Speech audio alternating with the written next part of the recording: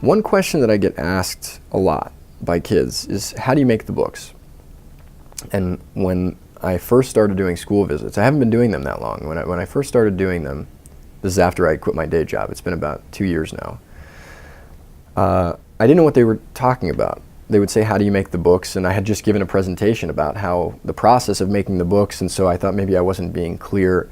And then one day it dawned on me that they were asking me, how do I physically make the books? Like, how do I construct the object of the books? And I realized that some of them thought I personally make the books in my apartment with glue and tape or something. I don't know. And what was really bewildering to them is why the cover of the book was so hard compared to the book that comes out of their printer at home.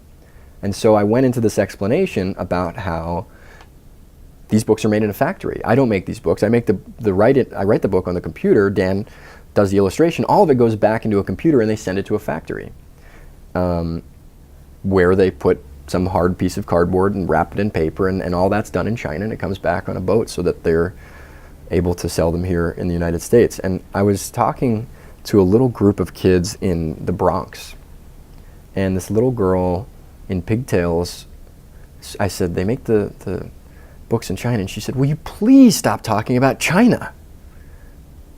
And I didn't know why or what that reaction would come from. So of course I kept talking about China just to see what the kindergarten teacher was just cracking up. It's interesting when I visit kindergarten. It's just, I don't know what the kids take away or not. The older kids, you can kind of see when things click, and even up to, I've spoken to sixth graders even about creative writing and how to approach different ideas with different perspectives. But the kindergartens, they come up with some really interesting stuff. And this little girl was so upset about China. I don't know why, but hopefully it's been worked out for her at this point.